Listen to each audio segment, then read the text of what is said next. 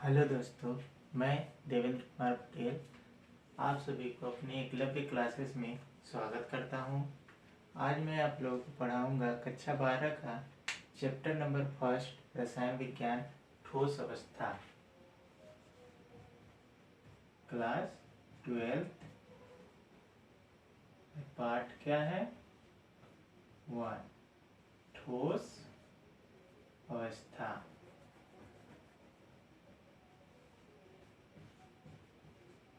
ठोस अवस्था।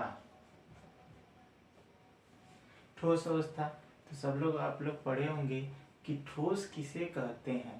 तो ठोस जनरली पढ़े होंगे 9 में कि ठोस वे पदार्थ होते हैं जिनका आकार व आयतन दोनों निश्चित होता है। उदाहरण के तौर पर हम ले सकते हैं ईंट, टेबल, कुर्सी, मेज आदि।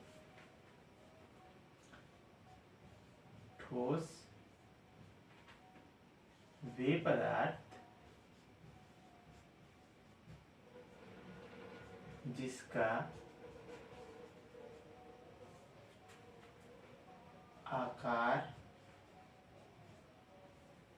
व आयतन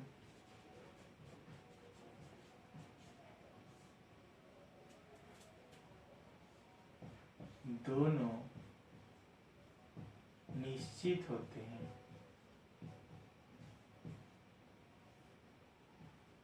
निश्चित होते हैं, ठोस कहलाते हैं। ठोस कहलाते हैं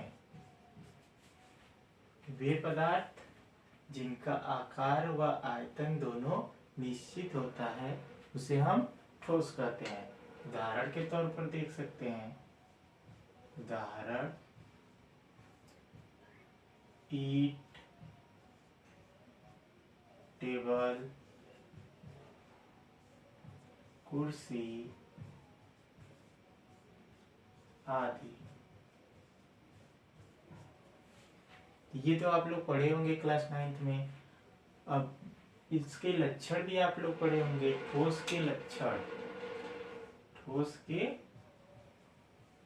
लक्षण तो पहले मैं वैसे ही बता दे रहा हूँ। ठोस के लक्षण निम्नलिखित होते हैं। जैसे पहला नंबर है, इसका आकार व आयतन दोनों निश्चित होता है। दूसरा नंबर है कि ठोस के अवयवी कण वेरी क्लोज्ड पैक होते हैं, मतलब कि उनके कणों के बीच रिक्त स्थान न के बराबर होता है।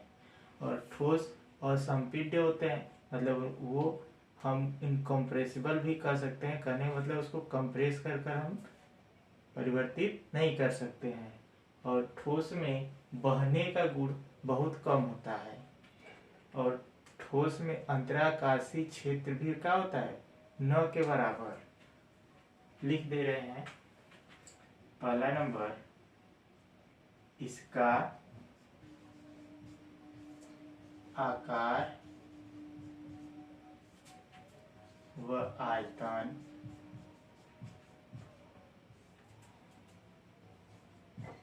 दोनों निश्चित होता है।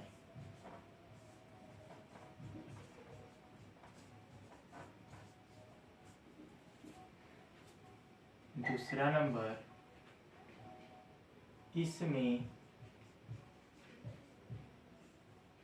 अवयवी कण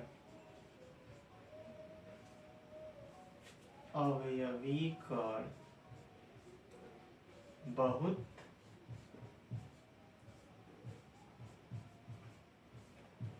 पास पास होते हैं। कहने का अर्थ है कि वेरी क्लोज्ड पैक्ड रहते हैं। और तीसरा जो है, इसमें रिक्त स्थान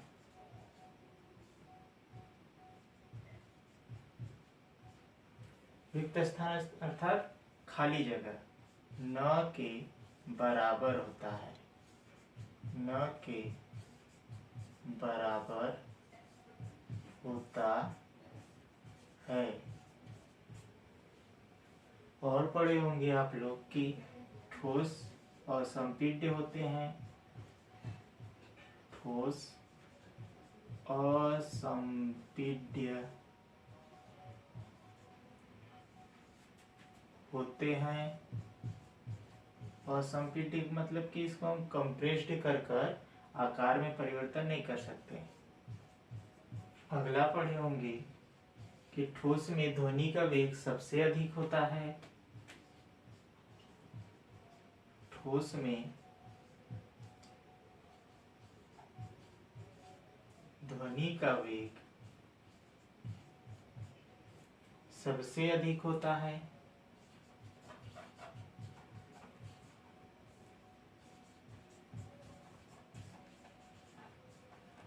सबसे अधिक होता है।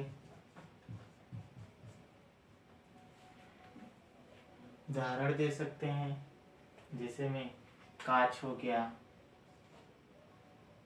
6 नंबर में उदाहरण, कांच, लोहा, ईंट आदि। तो दोस्तों, आशा करते हैं कि आप लोग समझ गए होंगे कि ठोस क्या होता है और ठोस के लक्षण क्या होते हैं। अब अगला टॉपिक हम बता रहे हैं कि ठोस कितने प्रकार के होते हैं।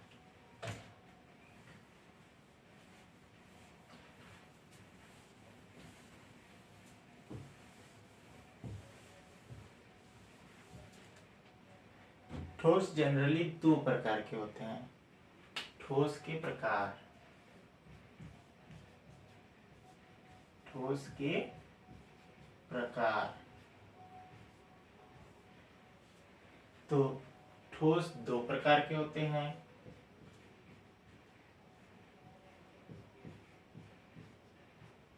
ठोस 2 प्रकार के होते हैं।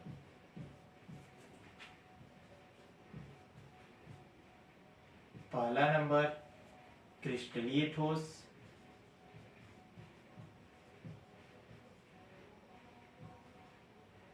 क्रिस्टलीय ठोस। और दूसरा नंबर अक्रिस्टलीय ठोस।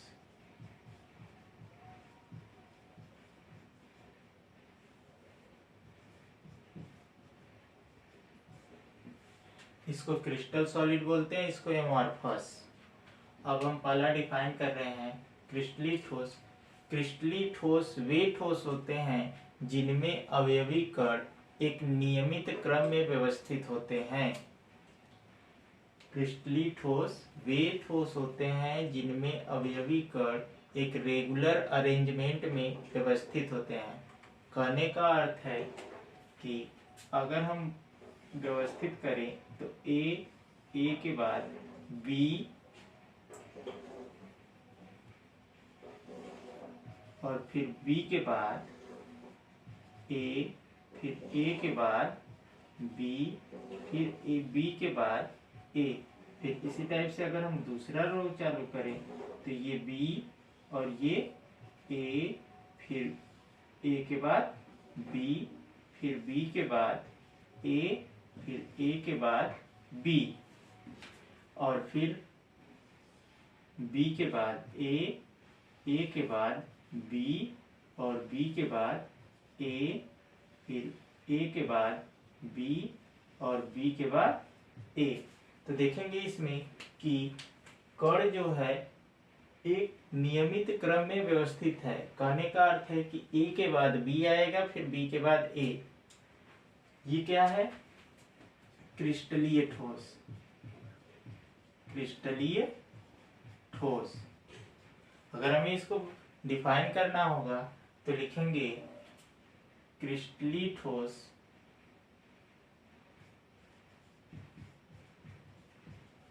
क्रिस्टलीय ठोस वे ठोस होते हैं, वे ठोस होते हैं जिनमें अवयवी कण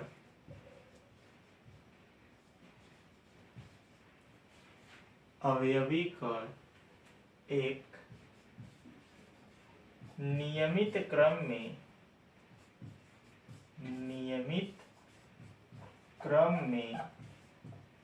व्यवस्थित होते हैं।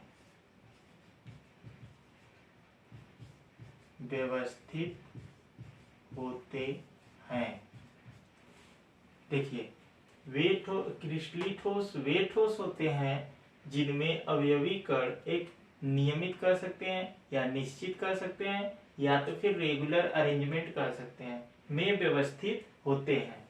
देखिए यहाँ पर ए के बाद बी, बी के बाद ए के बाद बी, बी के बाद ए, इस टाइप से ये व्यवस्थित है। अगर यही हम बात करें अक्रिस्टलीय ठोस का, अक्रिस्टलीय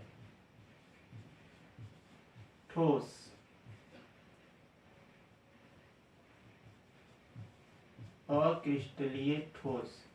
तो अक्रिस्टलीय ठोस जस्ट इसका उल्टा रहेगा। कहने का अर्थ है अक्रिस्टलीय ठोस वे ठोस होते हैं जिनमें अवयवी कण अनियमित क्रम में व्यवस्थित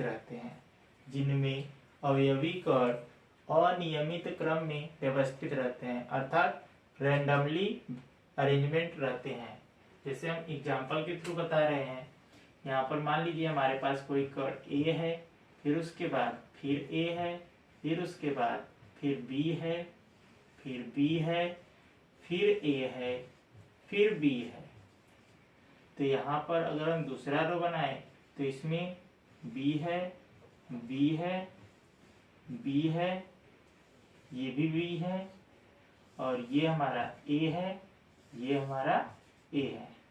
और यहाँ पर चले तो ये ए है, ये भी ए है, ये बी है, ये ए है, ये बी है, और ये बी है।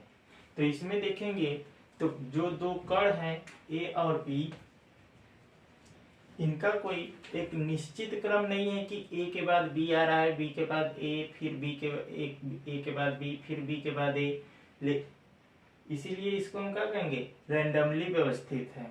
तो इसमें देखेंगे तो कण अनियमित क्रम में व्यवस्थित है, इसलिए हम इसको क्या कर सकते हैं, अक्रिस्टलीय ठोस। अब देखिए हम बता रहे हैं परिभाषा, अक्रिस्टलीय ठोस, अक्रिस्टलीय ठोस, अक्रिस्टलीय ठोस वे ठोस होते हैं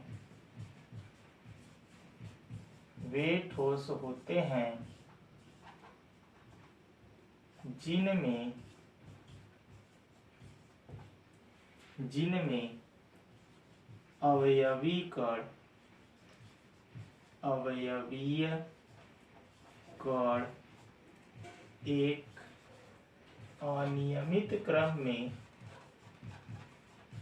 अनियमित क्रम में व्यवस्थित होते हैं।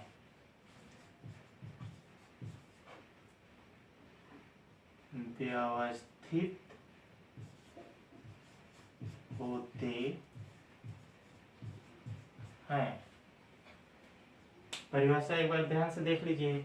अक्रिस्टलीय ठोस वे ठोस होते हैं जिनमें अवयवी कण एक अनियमित क्रम में व्यवस्थित होते हैं। तो देखिए यहाँ पर एग्जाम्पल के थ्रू है कि इसमें दो कण ए और बी है, लेकिन इसका कोई फिक्स पैटर्न नहीं है कि ए के बाद बी आएगा, बी के बाद ए के बाद बी, इस तरीके से है नहीं। तो इसको हम क्या दिखा सकते हैं, अक्रिस्टलीय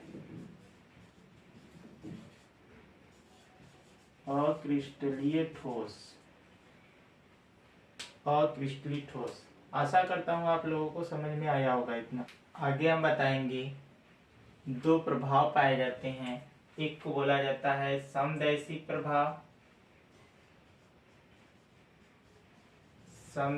प्रभाव, दूसरे को बोला जाता है विषमदैशिक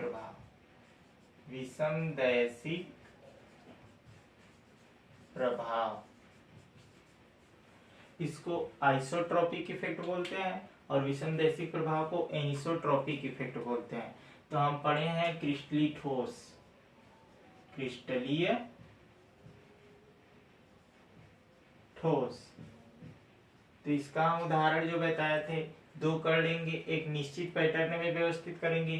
जैसे मान लीजिए हमारे पास ए है, ए के बाद बी, फिर बी के बाद ए, फिर बी ए बी। इधर चलेंगे तो b A B A B A B A B A b, इस तरीके से है क्रिस्टली ठोस। तो इसमें देखेंगे तो इस दिशा में चलेंगे तो हमें जो कण का व्यवस्था मिलेगा ए बी कर मिलेगा, और अगर हम नीचे की साइड चलें तब भी ए बी मिलेगा। लेकिन हम इसी को डायरेक्शन चेंज करें, इस दिशा में चलें तब केवल ए मिलेगा, और इस दिशा में चलें तो केवल बी मिलेगा। तो हम कह सकते हैं कि क्रिस्टली ठोस में विषमदैशिक प्रभाव पाया जाता है, विषमदैशिक प्रभाव पाया जाता है।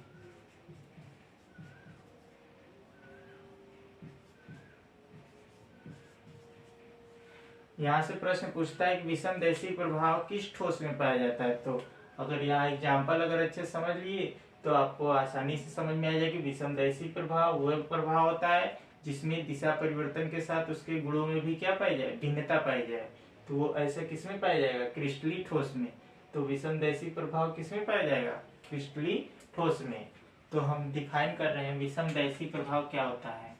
विषमदैशिक प्रभाव, विषमदैशिक प्रभाव, विषमदैशिक प्रभाव वह प्रभाव होता है जिसमें दिशा परिवर्तन के साथ उसके गुणों में भिन्नता पाई जाती है। विषमदैशिक प्रभाव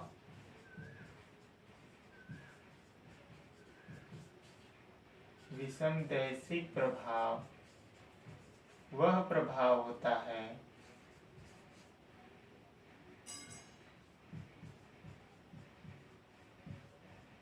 जिसमें दिशा परिवर्तन के साथ उसके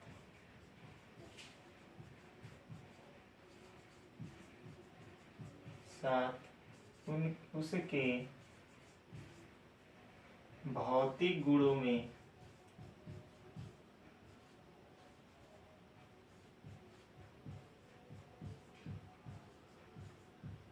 भिन्नता पाई जाती है।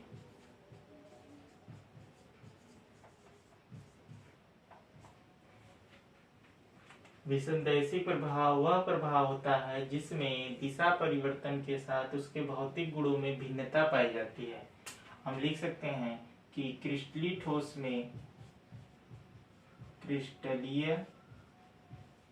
में विषमदैशिक प्रभाव पाया जाता है। विषमदैशिक प्रभाव पाया जाता है। तो अगला टॉपिक है हमारा समदैशिक प्रभाव। समदैशिक प्रभाव, तो समदैशिक प्रभाव में जो कणों का अरेंजमेंट होता है वो अनियमित क्रम में होता है, रैंडमली व्यवस्थित होते हैं। जैसे हम बता रहे हैं A B A B B B A B B A. तो इसमें देखेंगे तो इधर चले चाहे इधर चले चाहे इधर चले चाहे इस दिशा में चले तो हर जगह देखेंगे तो लगभग समानता पाई जाएगी कणों में। तो कह सकते हैं कि समदैशिक प्रभाव वह प्रभाव होता है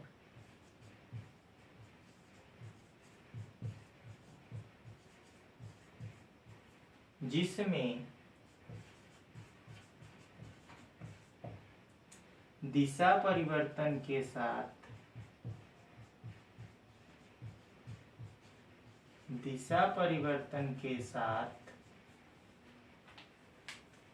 उनके भौतिक गुणों में परिवर्तन नहीं होता है। परिवर्तन नहीं होता है। लिख सकते हैं यहाँ पर कि अक्रिस्टलीय ठोस में अक्रिस्टलीय ठोस में समदैशिक प्रभाव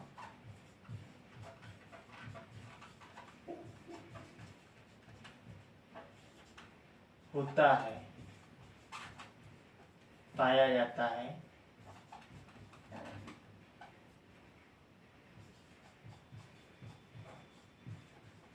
पाया जाता है। देखिए, समदैशिक प्रभाव वह प्रभाव होता है जिसमें दिशा परिवर्तन के साथ उनके भौतिक गुणों में परिवर्तन नहीं होता है। और यह दोष किस में पाया जाएगा? किस ठोस में? अक्रिस्टलीय ठोस में। आशा करता हूँ आप लोगों को क्रिस्टलीय ठोस अक्रिस्टलीय ठोस समझ में आया होगा। अब अगला हमारा टॉपिक जो होगा अगली वीडियो में मिलेगा अक्रिस्टलीय ठोस अक्रिस्टलीय ठोस व क्रिस्टलीय ठोस में